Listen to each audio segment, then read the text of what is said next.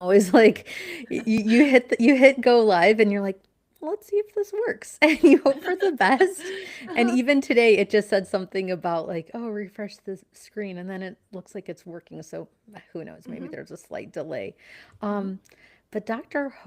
Coral Ho, I'm thrilled to have you for this conversation when I started thinking about programming for Idea Citizen. I always wonder, I'm like, what, where can we take this where it's, uh, you know, business adjacent or professional or whatnot, but also like, I don't know, like I'm not always interested in hearing about or talking about like, let's call it like billionaire porn. It's like, it's like, yeah, sure, there's that stuff and there's a market for it, but I feel like that stuff's been talked about so much that I'd like to, I do enjoy getting into a little bit more of depth in terms of like, well, specifics, but also maybe good things going on in this world. So thank you so much for joining me for this series around tech for good.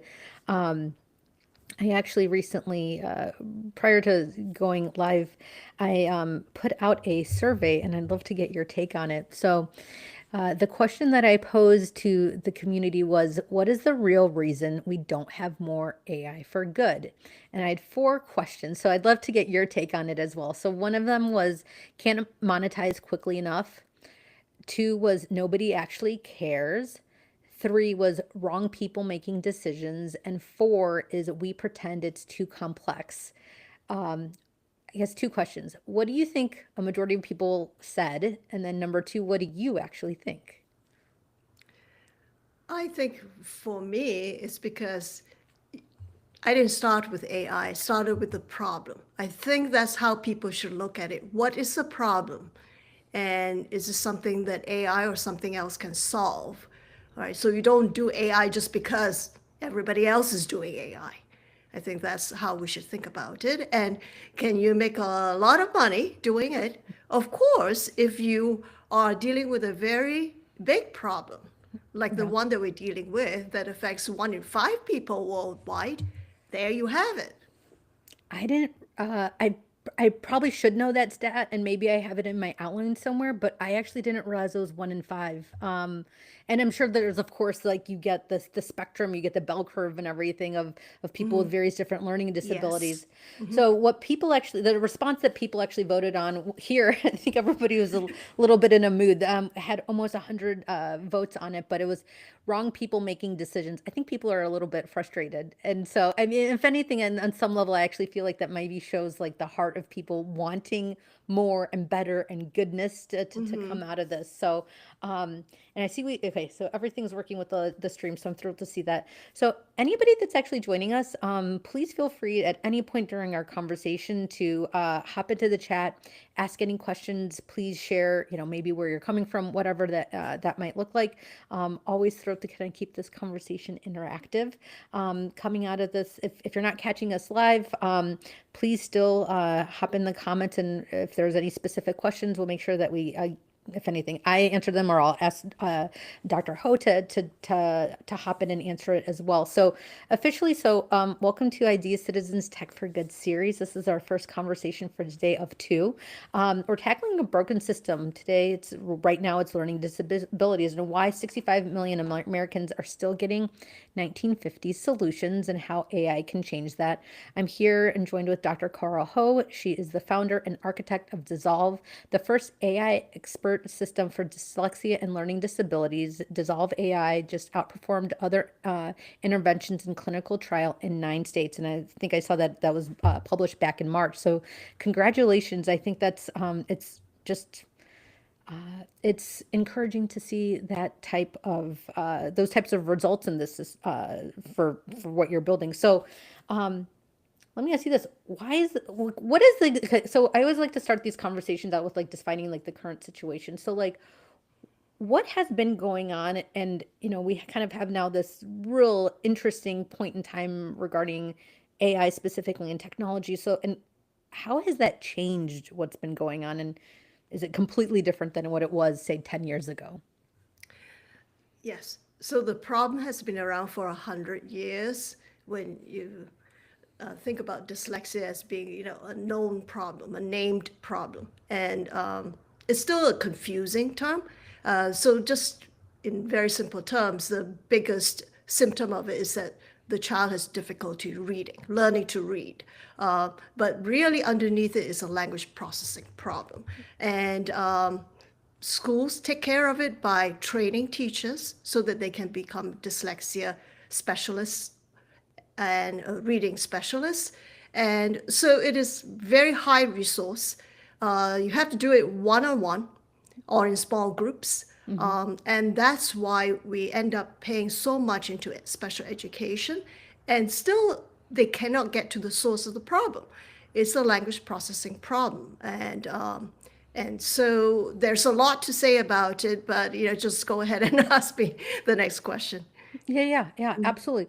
Well, I guess so. The approaches that were designed back, I can't imagine, well, 100 years ago. I'm sure, 100 years, yes, ultimately there's pretty been much. like, consecutive. I feel like collaborative learning, like from like those learnings. But like, why are we still using approaches that are designed in the mid 20th century? Like, why?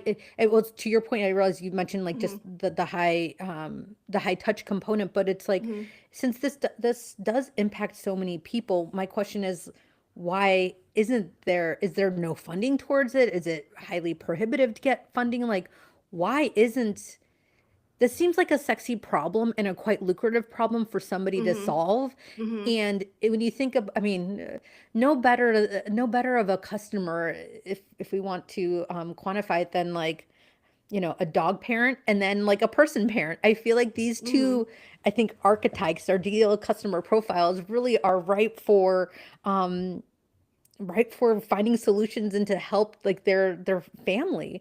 So why, I guess, well, here, let me ask you this. So what Why are didn't the, they solve it before? yeah, I mean, Before or that, like, right? yeah, Yes. like Uh, I feel like it's lucrative, so I don't understand it. yes. So here's the thing. If it's a language processing problem, then you got to consider the linguistic system of the brain. How does that part process language input and deal with production? And it turns out to be a very complex system. So think about it like a gigantic computer system with millions and millions of lines of code. And in a way, it's as if somebody with this kind of a language difficulty has errors in the code. So you got to find where those errors are. And without AI, it's impossible. And that's why nobody before us was able to get to language processing, which is brain processing, to solve it, to locate it for each person. And so what they've been doing is, yes, pouring a lot of money into just trying to take care of skills, just get the kid to learn the same spelling rule over and over again. And these children tell us it doesn't make sense. They can't retain it and they can't apply it. They may be able to memorize it as a rule. That's it. Well, and so let me, okay, so the current systems that are in play in terms of the therapies, if that's the right terminology, um, the current therapies, it sounds like it's not helping anybody. Really. So, I mean, does it like, are there people on the spectrum, if anything, that like with learning disabilities, maybe on like, on the lesser affected spectrum side of it, does it actually, like, is it helping anybody? Yes, to a certain degree. So they can move the needle a little bit, Hmm. but never enough to get them out of the reading difficulty to be on grade level. So here's the thing that parents should recognize. Third grade is the cutoff point. If by third grade the child is still not able to read like their classmates, then it's probably going to be that way for the rest of their school years and then throughout life. And people don't recognize that, but also because they think that these are evidence based. They call them evidence based methods. But if you really look at the research evidence, it's just not there. Yeah. Okay. So then, you're a scientist, you're a researcher at the end of the day, and why why did you, I guess like why did you think that you could solve this? Like, why do you, like, I mean, of course, we'll get into like how you're able to do it and everything, but like, this is a pretty meaty challenge to kind of bust open and like fix and everything. So, number one, I Yes. really respect that you're curious enough to kind of to tackle it, but like, why did in the infantile stage of your research and everything, like, why did you think technology was the solution even for this, or were you just like, let's test and learn? Like, what was the rationale for getting here? So let me tell a story. So years ago, a friend came to me and told me that her son was struggling with reading at school and he was in second grade. So I asked her what she was going to do, and she said that she was going to have him evaluated. And so I asked, who's going to do it? How much is it going to cost? $2,000. And I said, wow, that's a lot of money. Why don't you just let me try? Because by that Oh, time I had a PhD in linguistics already. So I designed the language test for him. I found out where the problem was, but I didn't know how to solve them. mm, I was just encountering dyslexia for the first time. So I started reading up on the literature and found that nobody knew how to solve it. And that's got and that's how I started doing it, right? And also because I was just very interested in how you can use all sorts of language cues and clues from a person to read the brain. What's really going on inside the brain? Infer that. yeah. And then I realized very early on that there's so many people with dyslexia. There's no way any one person can really take care of this problem. It's got to be computing. It's got to be AI. This is Yeah. fascinating because I mean, number one, I have goosebumps and everything, but I think about like I have a toddler and we can communicate on some level. Like, I mean, it's there. It's maybe not necessarily like overtly spoken. It's not spoken in the manner that we're speaking here. I mean, even, even like with the without like any sort of like brain challenges or to address, you can on some level also communicate with somebody that speaks in a completely different language that you're speaking in. So it's like I like that. I found your point around just understanding how people communicate and like seeing their ways of communication really is very thoughtful. I have a friend, her son, autism spectrum, and the logic was is like, well, he can't communicate. And yes, like, communication in, like, the classical sense, it wasn't necessarily them, but that there was communication on some level. Like, he understood, it was just, just differently, and we communicated a little bit differently.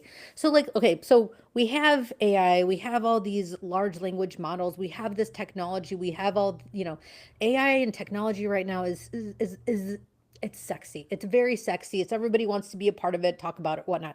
So like, how what has AI been able to do and integrate into your methodologies that previously were impossible? Like, what's changed with technology where it is today? Yes. Uh, so let me do it maybe metaphorically. Um, we need an expert for each child, right? For Yes. the expert to figure out and evaluate, see where are the problems, what's the source of the problem, and then set about correcting it. And so, in a sense, by creating this AI system, Dissolve, it's like putting the expert in the machine, but not just one expert. This one's got to be a super expert because human experts have not been able to correct the condition. And then clone this expert, right? So you can serve millions of people. Right. And it's always going to be one on one. So the difference between Dissolve and these other intervention programs is that they're not able to do that. So then it's like, here's the expert, right? So called expert. And to take care of a child, let's take somebody else's program, just give the child the same thing. Everybody gets the same thing. How's that going to help? Because you know that there's going to be a lot of individual variation in the population. Yeah. Different people have different needs and different processing issues. So that's what we did with Dissolve. And it is patented technology. So we're the only ones who have this ability to generate a program specifically for each person. And that's why it's been very successful in being able to get the children out of that reading difficulty. And that's what we've been able to show with the study. So I wonder if I'm understanding this correctly, then there's an element of, well, I mean, dissolve ultimately is an agent of some sort, just for kind of, Yeah. widely more adopted language. So, like, Hmm. and every child that is getting the therapies, if anything, is served a specific, has their starter agent, and ultimately, like, as that agent learns and everything, Yeah. it adjusts kind of the therapies, understanding that. Is that correct? Yes. And this expert understands and remembers everything about that child, what the child has done 5 months ago, right? Yeah. 10 months ago, right? However long it takes. But I also want to go back to something else you said before about, other conditions like autism and those kinds of things. So yes, it's true that you can't just look at one condition and be able to diagnose it. You really have to be able to look at the whole spectrum, just like what a physician needs to know. A physician Yeah. doesn't just know one disease, right? Yeah. All of them. And that's what we needed to do to build Dissolve. Right? It's got to be a very extensive knowledge base. Well, and Yeah. let me ask you this: like, are you able, like, I say, like, let's say, have you been, like, is there any sort of pattern recognition? So, for example, if you're noticing, and I don't know how many patients are actually on it, but it's like, let's say, like, you're noticing certain patterns and everything that match, say, another patient and everything. Is there a way to kind of to aggregate some of these insights and everything, be like, okay, these people are potentially in this cohort, they may benefit from these certain things, and kind of take, like, kind of a collective learning logic to it. Like, maybe it's not collective learning, maybe I'm thinking more, uh gosh, what's the terminology I'm trying to think of, when patient trials, clinical trials, that's what I'm trying to think. Clinicals, So, right? Yes. yeah, is Yes. there an element of that we're able to leverage right now? Um, this work has gone on for 30 years for us with a lot of field work. And so, yes, it is about patterns, right? Patterns that are universal in some cases, and patterns that are specific to certain groups and subgroups, and patterns that are also specific to individuals. So you got to consider every part of it. And then when you consider the spectrum too, I also want to point out that a lot of the students with dyslexia are also gifted. That's Yeah. the other thing. They're twice exceptional. So you also have to tease out the symptoms that are actually tied not to the difficulty, but to giftedness. Yeah. So there's a lot to consider. So perhaps, if you go back to that question, why me, right? It's because I work in many different lanes. Yeah. I look at exceptional languages, the productions of people who fall outside the spectrum at both ends. Clinical linguistics, being interested in mathematical modeling. So, to design the AI system, right, you need somebody who works in many different lanes, but of course also the support of a fantastic team. Yeah, Yeah. yeah. Here we have a comment in the chat, and I love grabbing comments and, like, Yeah, sure. so, Lou Sussy, your comment about understanding what problems we need or want to solve before putting tech or AI in the equation is at the core of the solution. That really resonates with me as a UX innovation researcher and designer. So often organizations plug their prescribed biased way of creating a solution or product in this particular moment because of AI. Do you have any thoughts on So that? yes, all right. I mentioned the reason why AI is necessary in this case, right? We go back to the 1 in 5 people who has it. Actually, it's a lot more than that, right? You know that because it has to do with language processing, not somebody who's classified with dyslexia. And how much are we spending? All of us. So it impacts everyone because as a country, we spend over $120 billion on special ed. People complain about the school taxes. Just find out where it's going. So out of that, dyslexia is the biggest category under learning disability. And so we are pouring billions of dollars into this. If it's really effective, fine, Yeah. right? But what about when it's not? So now we already have the solution where dissolve outperforms all these other methods in the clinical trial, and so then we can cut it down. So let me ask you this, because I'm so curious to get into it. Like, so can you get into the how a little bit? Like, how is the technology actually doing this and providing kind of how is the expert able to formulate like expert therapies to because I mean, was it I have a note here that within your clinical trial, I think it was 750 students in 28 schools across 9 states. It showed measurable gains in reading proficiency. So maybe let's just talk about like that benchmark in itself. So like what does the tech actually do to improve the proficiency? Like is there like how can you train the brain or take it through these like what is happening in the background? I'm so curious. I'm like Yes. how does that actually work? Okay, so let's just start with just the user experience, the user interface. So we have the expert in the machine trying to somehow connect and interact with the child, right? And so then it does it through games that it builds and Mhm. delivers. And all the child has to do is just log into their account and then just play these games. But the games are really the way for the system to learn how the child is processing language. So these are language based games. Yeah. And so, based on the child's responses, then the system is figuring out, right, what can the child do or not do in terms of these very little bits and pieces of language and language processes. And then it designs the next game and the next game. So in the course of a program, the child goes through thousands and thousands of these games. And so from there, you have a pretty good blueprint of this child's linguistic ability and therefore the areas that need correcting. And so then it's like, in a way, physical therapy, then, right? Hmm. You just go through exercises daily. Yeah.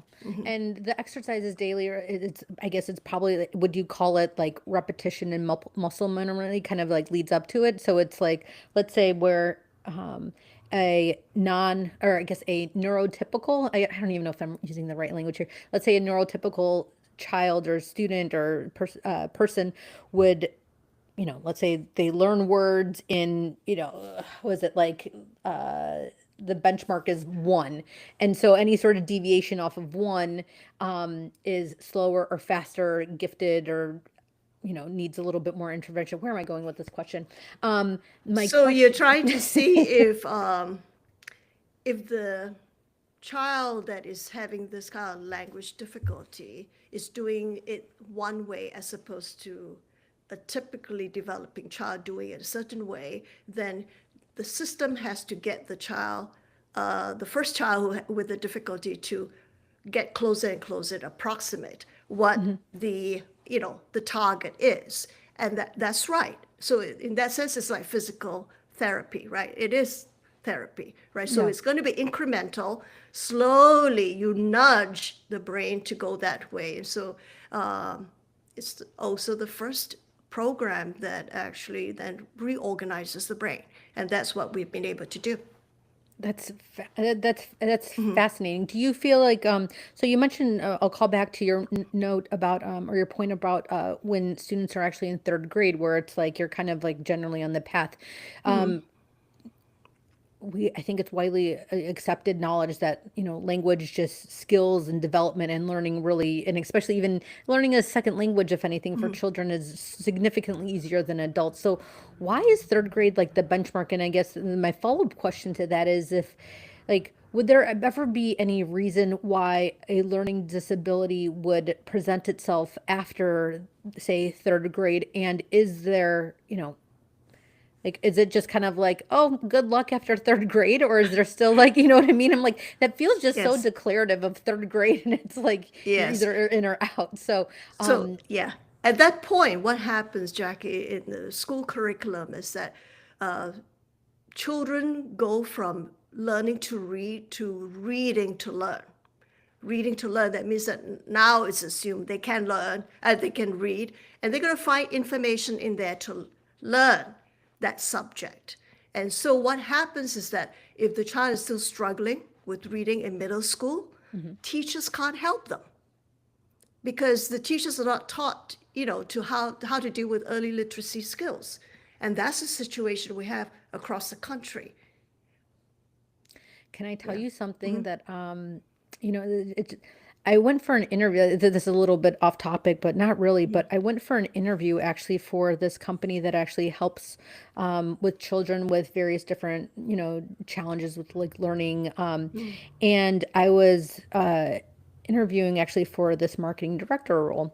And I'm not going to name the company, but it kind of highlights what I'm thinking about here is just like, the one-to-one intervention, but literally I forgot, they were a VP of something that I was interviewing with. They were sharing, they're like, help us understand how you would market the fact that, students are that the patients and everything are going to get one-on-one help from these experts.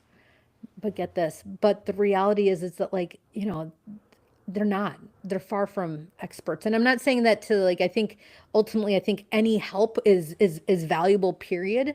But I think that right now with the existing systems that are in place, there's this version of selling, say, like this intervention, these therapies and everything that frankly are unfounded. And from my perspective, it feels like there's like, it sounds like, what's happening here as well is like it's an and statement. It's not one or the other. And if dissolve and and the therapies are available just at the click of a button and everything, it feels like it's significantly more, it's just more accessible. It can be done more frequently, and I anticipate like there's probably this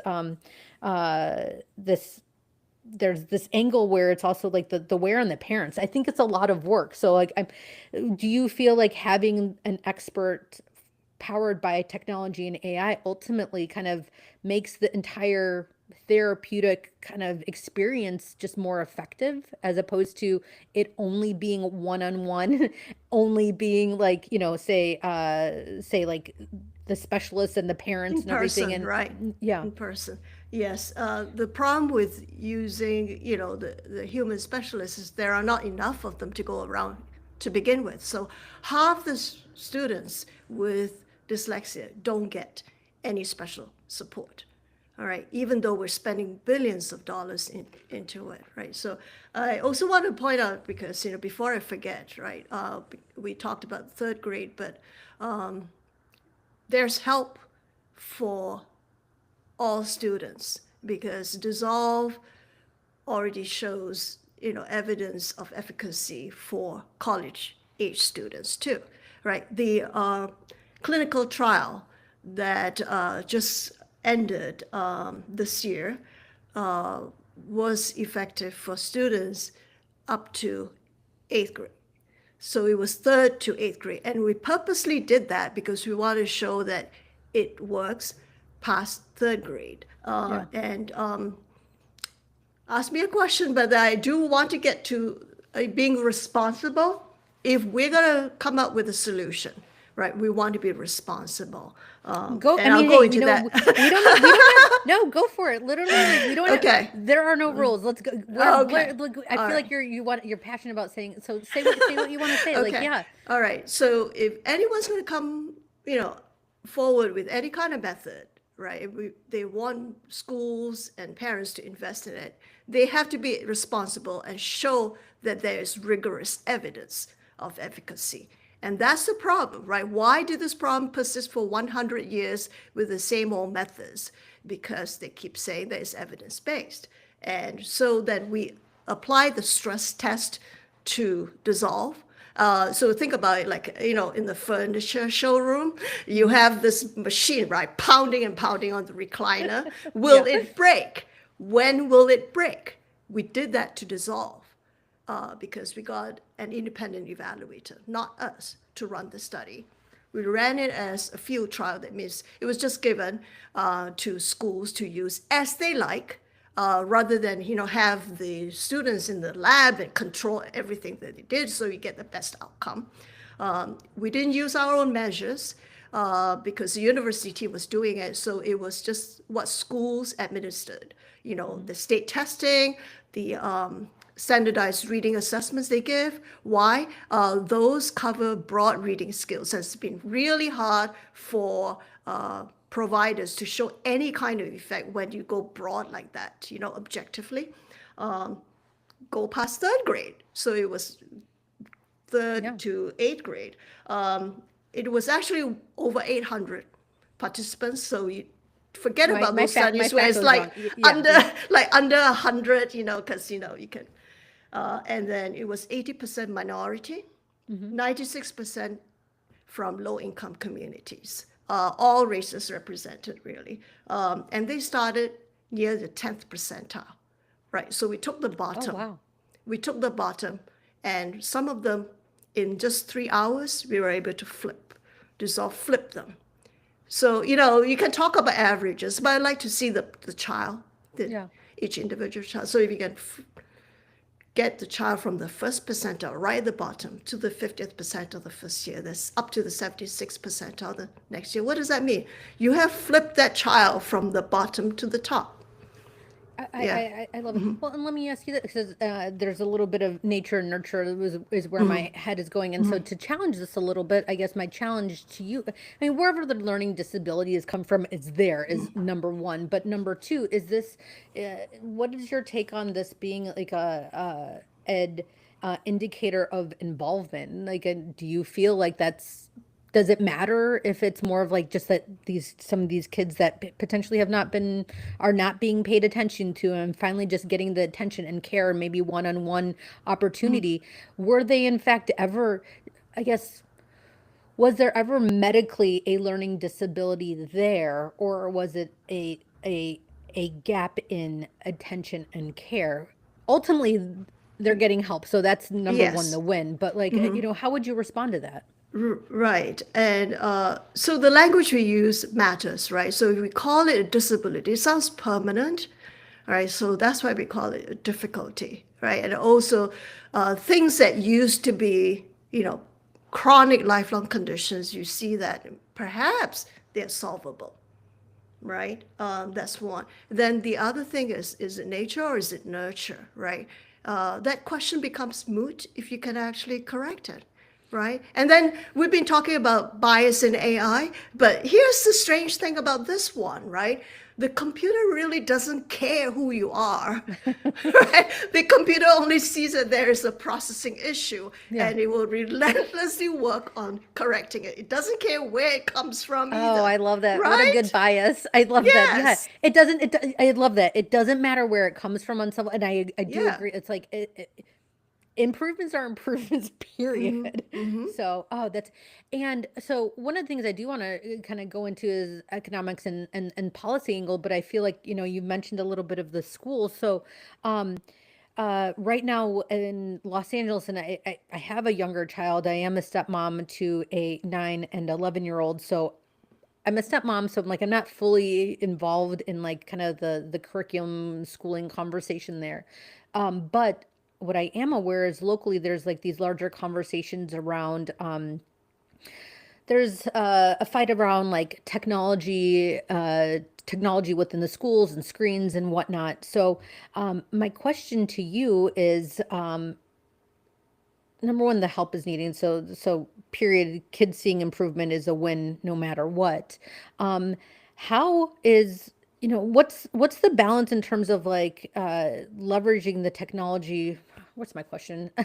With like parents versus educators and collaboratively, like what is the role of technology in the entire, I guess, like in the students' ecosystem at large, in addition to what the school's doing? Is the school implementing some of this expert care, if anything, at school, or is it fully a home thing? Like, what does that look like? Okay, so many answers. I don't want to ramble on, but one very specific thing is because you mentioned LA, right? So the school district there, I think you just got a new superintendent, and they're trying to deal with a huge budget deficit. So here's one solution they can adopt that will really take care of the big problem with reading and with funding and teacher shortage.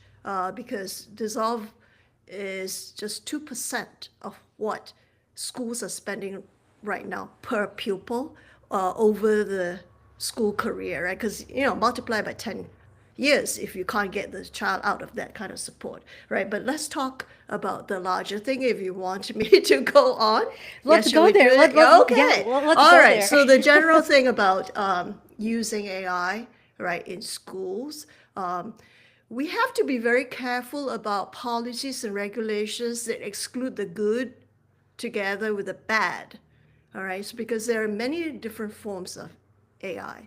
And when you think about AI as just technology, what does technology do? It's an invention that expands our capability. So there are those parts. And then if you think about it, then if you allow the child, way back, right, to use a calculator in the classroom, Hmm. then, okay, the child doesn't have to do arithmetic operations. Then should you not ask the child to do more than just arithmetic operations? Yes, we ended up doing that. So Yeah. that's one way to think about it, I think. No. I mean, I'll tell you, I mean, I'll say for my day-to-day life, I've happily and enthusiastically integrated various different AI technologies to I'm what I'm calling it is actually like buying back my time. And of course, I have like the rationale and logic that goes into say the inputs that I request of it and how I operate with it, and I still have the knowledge. It's just now making allowing me the opportunity to in fact just exactly as you do more. um we have another comment. Lou, thanks for the comments. I'd love to get them. So, Lou Sussy, it's intriguing the language applied to disability, and I completely get Jackie's thinking and thoughtfulness about the term neurotypical, which with terms like neurotypical. Here, I'll say, oh, this is a long comment. This is a very long comment. I'm gonna save this one for the end. I'm gonna go double check with it. Here, let me. I think it's a comment. I don't see a question here, but if anything, I'll go. I'll take a look at that real quick. And Lou, if there is a question there, feel free to like type that in. It's just a little long for me to get to at this moment. Okay, so economics and policy angles. So I do have some facts. U.S. school districts spent 38.8 billion on special education in fiscal year 2020, but that was a weird year. That was the start of the pandemic. Here it says averaging $13,000 per student. Federal funding covers less than 15% of special education costs. Local taxpayers shoulder most of the burden. And then here's another point I'm seeing from dyslexia costs California an estimated 12 billion annually and 1 trillion over 60 years in lost productivity. I mean, whatever, I don't know what lost productivity in this case actually means, but so to follow, I guess some questions around, this part of it is, do school taxes have to be so high to fund special education? I mean, it sounds like what you just said is like, no, it doesn't. Like there's tools out here that we can make that significantly better. Um, and you actually, how's it? Okay, here's another question. What policy changes would accelerate adoption of AI driven initiatives?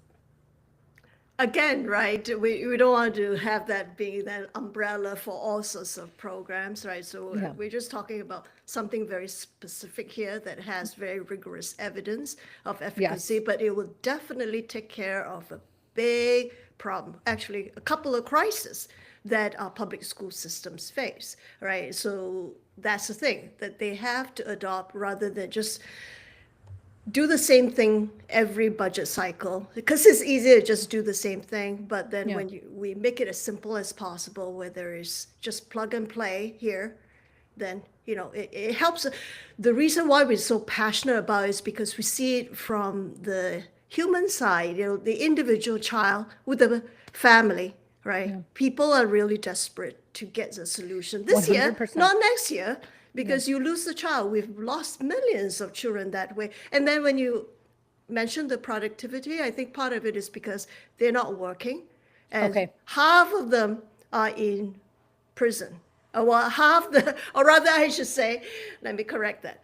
Half the prison inmates have reading difficulty or dyslexia. Interesting. And in fact, we have had prison inmates from California writing to us asking for the program in prison. What are you doing?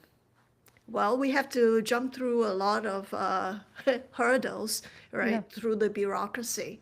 But I hope somebody who is in a position to do something about it can support our work. Yeah.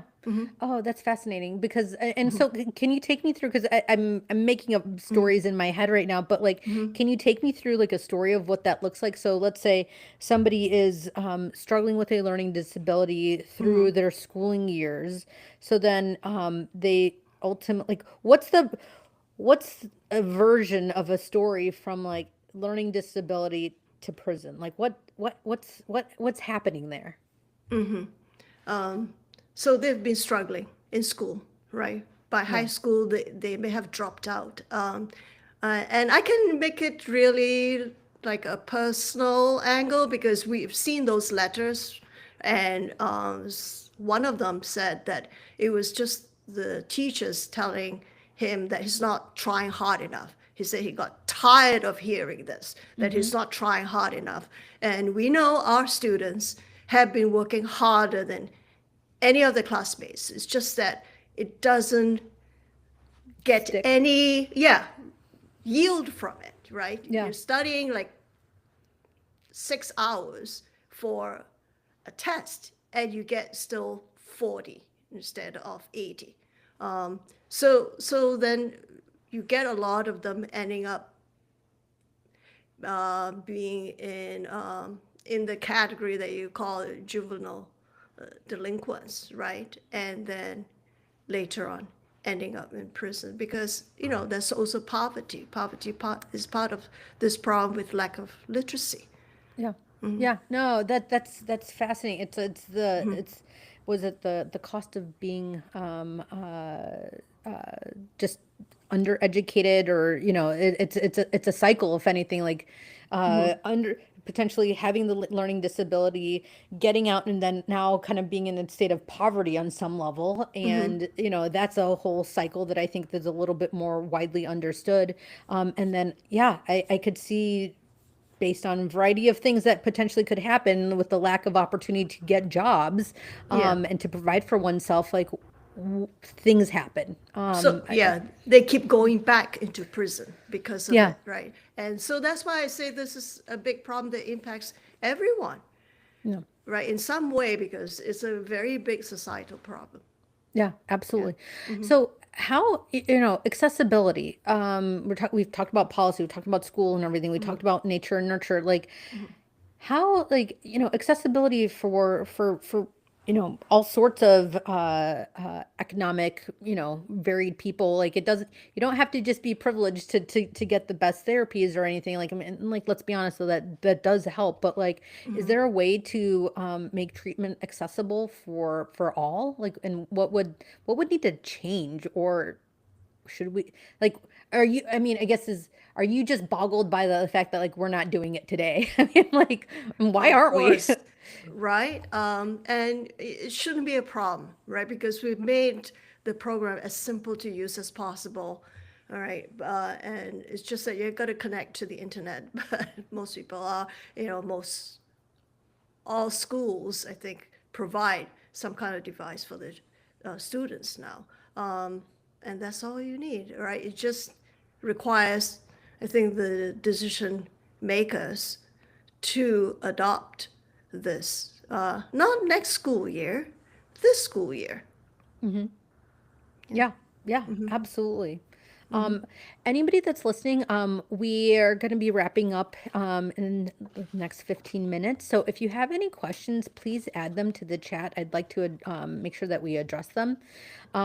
One of the questions I actually do have, though, is from Jim Frichterman. He's actually going to be on the panel a little bit later on in a couple of hours, and we're actually going to be talking about tech for humanity. So, like, I think you ultimately are like the perfect way. Like, this is more specific, and then that's going to be a little bit more wider.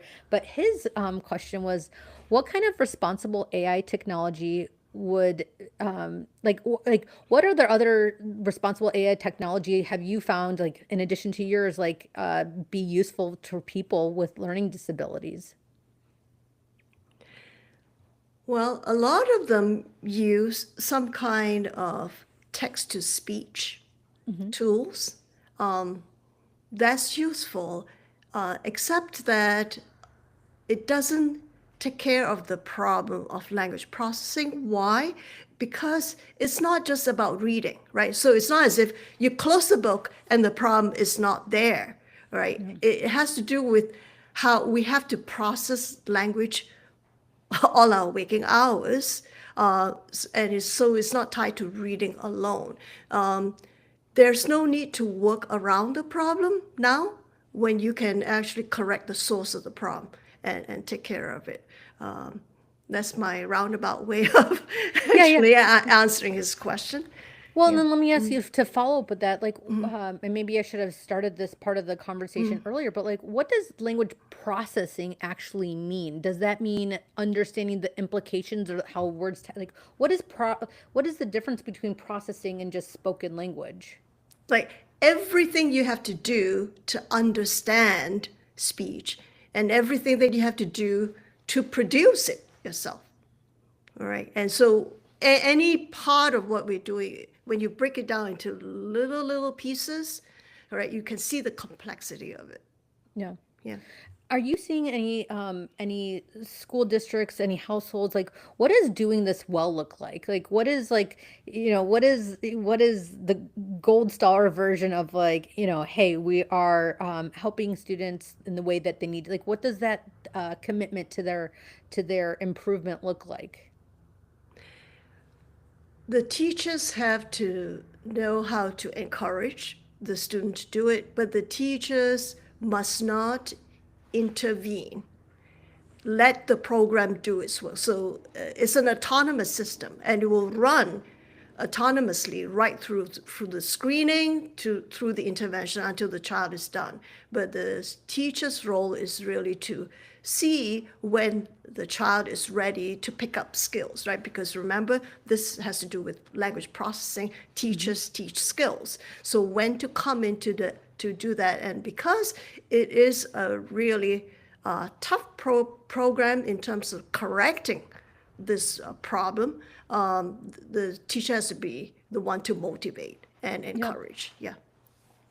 Interesting. So, so even if say like a student is struggling, it's like it's more about I'm seeing like this the parent or the teacher. It's about like helping them build out the resilience. It's like Yeah. the systems will ultimately help to build out the actual the what behind it.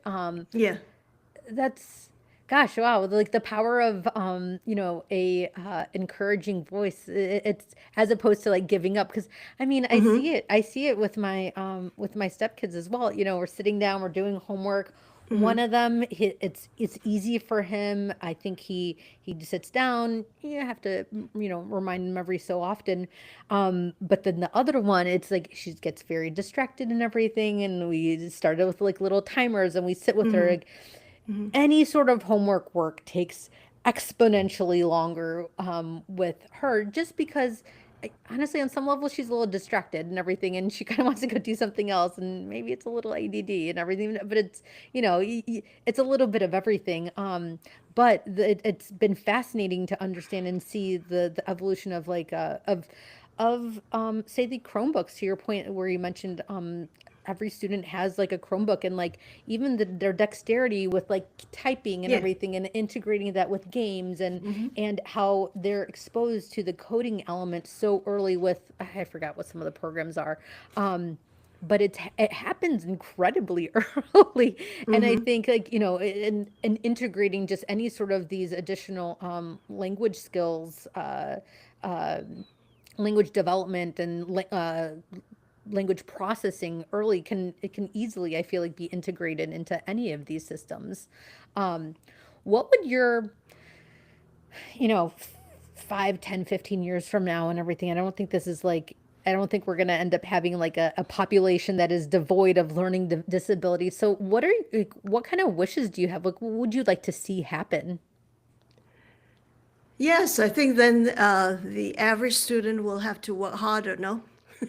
Because the Ah, ones at the bottom quarter have gone up to the top. Oh, that's funny. I didn't Isn't think of. that, yeah. Where are they supposed to go to the next grade level? I mean, like, seriously. Oh my gosh. Right, right. Isn't that interesting? That right, the ones who are considered to have disabilities now, right? If you can reorganize the brain and change that, right, and Yeah. they have the capability, and now also, like you said, resilience, right? They've gone through the discipline, the resilience through their treatment, Yeah. and then they'll be the ones up there, and that's what we have, and we have a book about it. You know, the early users of Dissolve, how they are able to get out of it and actually excel. They became honors and high honor students, and then they went to college.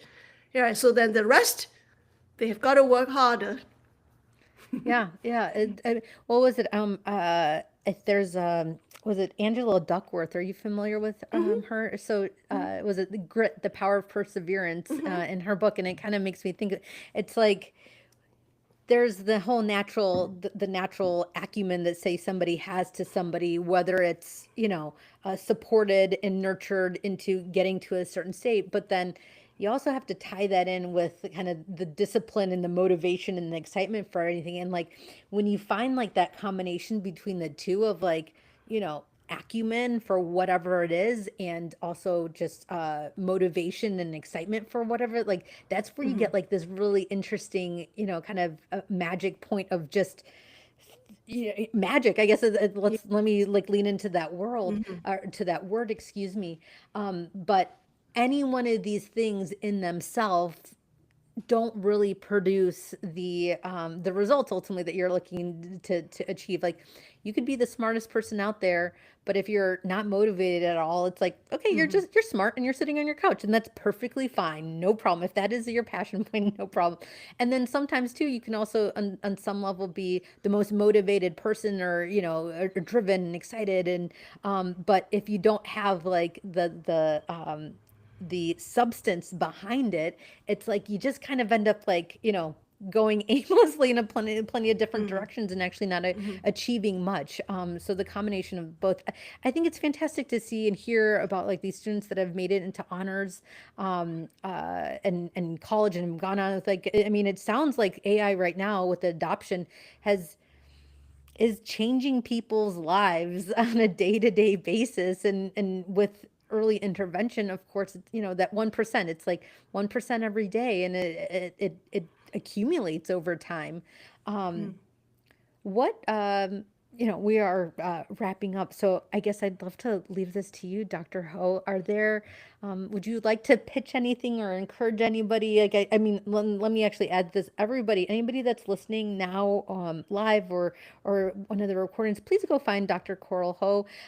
She's on LinkedIn and other social platforms. Go check out dissolve.ai, especially if you have a young person in your life, or are that young person, go check it out, see if it potentially can help you, and check out their website.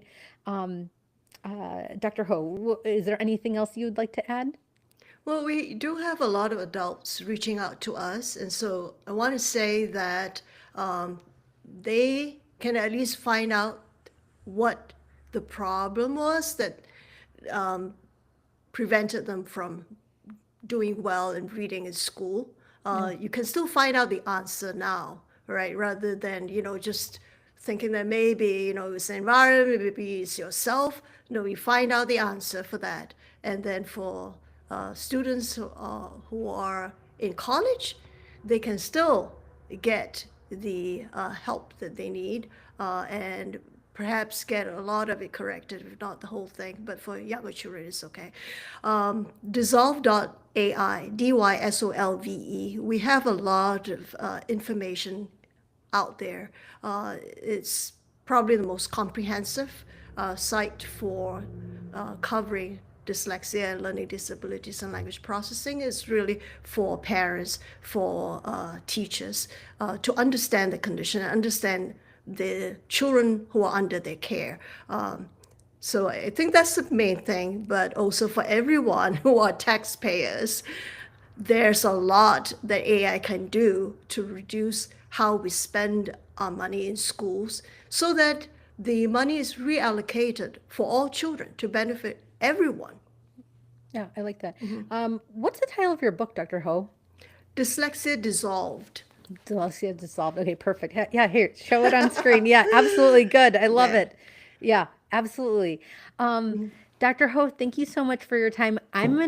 Don't you leave yet, but I'm gonna say bye to the audience, but you stick around because we gotta Okay. make sure that the video uploads. So everybody, Okay. thank you for joining us. Please, I'll put in the chat, we have another panel later on today with Jim Frichterman. Love to have you all join us. Thank you for spending your morning with us.